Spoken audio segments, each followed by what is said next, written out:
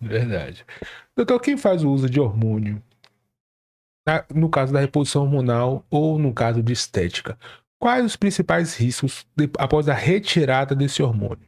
Ele fez a introdução do hormônio de forma sintética por um período e depois retirou esse Pronto. hormônio. Quais os principais sintomas? O indivíduo que faz a reposição hormonal por indicação, ele tinha previamente níveis baixos, com aqueles sinais e sintomas que a gente conversou aqui. Quando ele faz a reposição, ele se sente o Capitão América. Ele volta a ter a vida de antes. Quando você retira, bom, primeiro, é algo que ele tem interesse por algum motivo? Qual é a indicação de você suspender a reposição hormonal? É o cara que quer ter filho novamente. Porque no momento que você repõe seus hormônios exógenos, você tem inibição do seu eixo hormonal. O LH e FSH fica suprimido.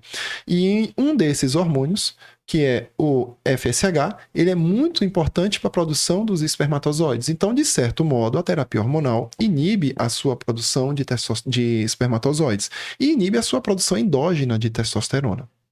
Quando você faz a retirada da reposição hormonal e esse indivíduo resolve querer engravidar e por isso retirou, a gente programa para que ele volte a produzir a sua reposição como antes, como ele tinha antes da reposição hormonal. E aí ele vai voltar a ser aquele indivíduo com aqueles sinais e sintomas que ele tinha que indicou ele a fazer a reposição previamente. Então, é um indivíduo que vai voltar a produzir na medida do tratamento para a gente colocar ele de volta, mas agora sendo aquele cara que era antes, né? E talvez com níveis mais baixos, porque o tempo passa. Eu tenho 3 pontos para lidar, para a gente trabalhar aí. Primeiro, a questão do Capitão América. É notável que a pessoa, na utilização com hormônio elevado, ele vai estar se sentindo melhor em desempenho físico, até se o caso, o uso dele foi essa intenção. Uhum. O senhor acha que pode causar uma dependência psicológica do hormônio, dele não se sentir mais o mesmo sem utilizar os hormônios? Esse termo, eu acredito que seja muito... não sei se é apropriado, mas a sensação que nós temos com a reposição hormonal é muito boa, porque a gente se sente bem. Você não tem fadiga. Você treina hoje, no outro dia você não tem dor muscular. Seu corpo está pronto para outra. Você quer namorar o tempo todo, né? Dependendo da situação. Então, a libido tá boa. Lembrando também que libido é multifatorial, mas você se alimenta e você tende a ganhar mais massa, você tende a perder mais tecido adiposo. Então, realmente, existe um bônus por você fazer a sua reposição. No momento que você retira, o cara realmente se sente para baixo. Poxa, eu tinha tudo isso, agora não tenho mais. Simplesmente foi retirado. Mas dependência psicológica é um termo que eu acho que é muito pesado, né? Eu não posso dizer isso, talvez. A questão do filho, quem faz a reposição hormonal tem uma dificuldade ou ele realmente não consegue ter o Pronto. filho? O que eu já estudei ao longo das minhas especializações de pós-graduação, é que eu posso ver o seguinte: há uma redução inicial, porque o corpo ele sai de um nível patamar, um nível de hormônio daqui, ele vai para cá. Então o organismo ele sente a pancada. Você aumenta a oleosidade da pele em alguns momentos, algumas pessoas podem ter espinha, como você falou, o aumento da testosterona pode fazer com que a pessoa tenha mais queda de cabelo. Tudo isso é algo que a gente avalia no momento que a gente indica a reposição e aquela pessoa está disposto a ver esses efeitos adversos e controlar. E aí, a questão da produção de espermatozoide, ela é diminuída no tempo, mas a natureza ela se adapta. Eu não posso dizer em nenhum momento que repor hormônio é igual a ser um anticoncepcional para o homem, tá? Porque de alguma forma eu posso então fazer minha reposição e eu posso namorar sem preservativo, sem me preocupar. Não, isso não pode acontecer, porque a gente não garante. A melhor coisa é fazer um espermograma antes da reposição, se for necessário. Se ele falar, eu tenho interesse, beleza. Aí, depois que a gente decidir por algum motivo o término, a gente fazer esses controles, né? E nada melhor do que procurar também um profissional que possa ajudá-lo na questão da urologia. Até fazer esse espermograma antes, que às vezes ele é até estéril antes de utilizar. Exatamente. E Muitas pessoas não sabem que são e vai dizer que depois foi a testosterona.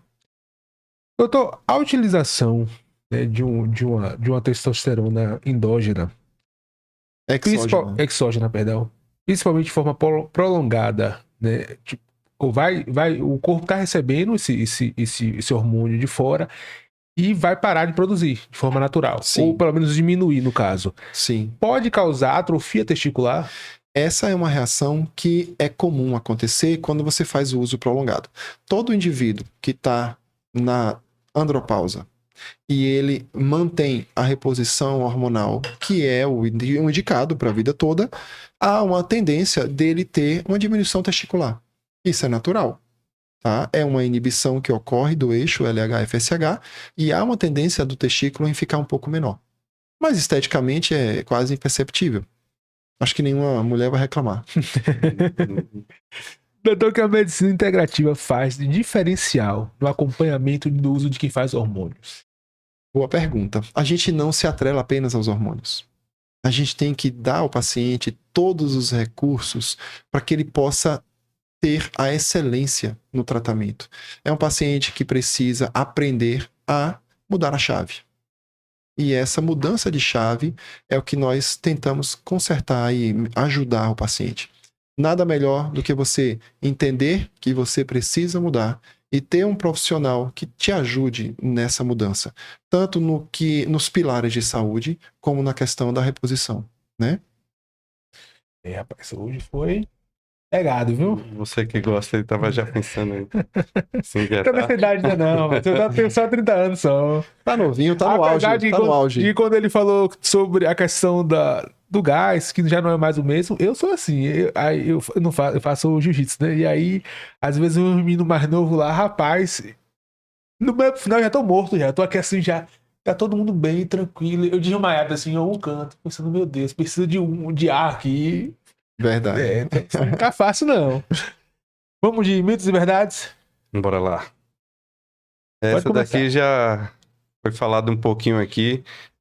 A reposição hormonal causa câncer? Bom, já entramos em uma conclusão de que é um mito e hoje a gente não tem mais relação entre câncer e reposição hormonal. Isso não tem que ser mais debatido, né? Tem que ser falado. O detalhe, sabe o que é? Isso que aí tá tão muitos, enraizado, inclusive... já foi cultural, né? Muitos profissionais, inclusive, por não ter o conhecimento, acabam tomando uma conduta de ser averso e de falar contra e de discriminar. Isso é o que gera maior polêmica, porque eu sou um profissional que cuido de um paciente e você, por exemplo, também cuida.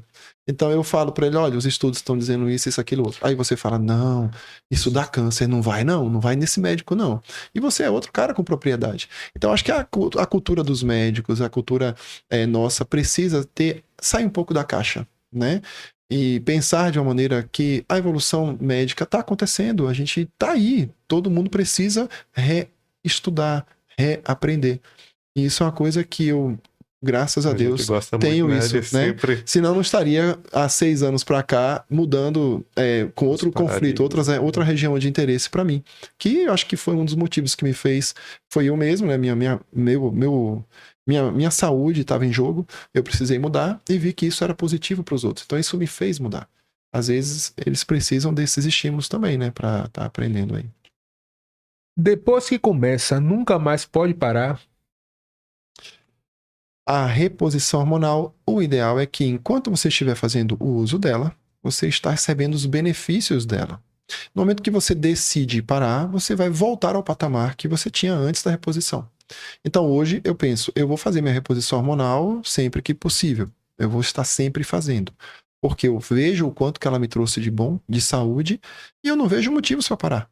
Qual o motivo que eu teria para parar? Eu não vou ter mais filho, né? Então eu não tenho mais interesse de parar. Hoje qual é o principal fármaco de conduta? Nebido, Durateston? A gente tem, boa pergunta, a gente tem 3 mecanismos. Principal fármaco de conduta. Quais são os...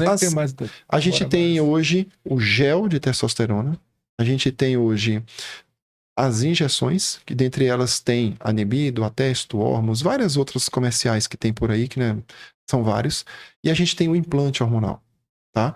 O que há de mais moderno, de melhor entrega e de menor efeito adverso, realmente é o implante. Ele é mais cômodo, você coloca, no indivíduo, ele passa 6 meses quando ele é absorvível. Existe o implante inabsorvível também, que geralmente dura 1 ano e que depois você tem que tirar ele. O absorvível, como o nome já está dizendo, você passa 6 meses com ele atuando e você mantendo um platô de testosterona. Aí, depois de um determinado tempo, esse platô começa a reduzir gradativamente e aí você vai e põe novamente. A injeção tem o viés de ter um pico e aí, antes da outra, você vai ter um vale. E essa oscilação entre picos e vales tem uma tendência maior de gerar efeitos adversos. Esse implante hormonal aí são vários fármacos? Não, é a testosterona. Você tem implantes de testosterona, você tem implantes de estradiol, você tem implante de NAD, que é uma outra coisa que não é hormônio. Você tem implante de vitamina D, você tem implante de resveratrol. Você tem vários implantes hoje que podem... você tem implante de oxandrolona. Você tem vários implantes hormonais que, dependendo da indicação, você pode atuar. O implante de testosterona, você consegue manter o platô em quanto? No nível Depende da... Aí é que tá. O implante, a gente consegue tatear melhor a dose para cada um. Então, vamos dizer que um indivíduo que hoje está usando esse implante, a gente coloca, por exemplo, cada pellet, a gente chama de pellet, né? Que é o famoso chip, que é um termo que, infelizmente, foi colocado e que não deveria ser colocado. Mas o pellet, ele é um fator ele tem assim, uma dosagem que ele libera diariamente, uma concentração constante. Então, para o homem, eu coloco, por exemplo, 5, 6, 7, 8 pellets, dependendo da necessidade, até 10 pellets de testosterona. Para a gente chegar num patamar, a gente quer que esse paciente chegue a 1.200 de testosterona, 1.000 de testosterona. Então, a gente vai ver o que ficou bom para esse paciente. Com os sintomas, ele reverteu, e aí você dosou lá um controle, deu 900, pronto. Tá se sentindo bem, tá tendo todos os sintomas recuperados, aquele é o seu patamar.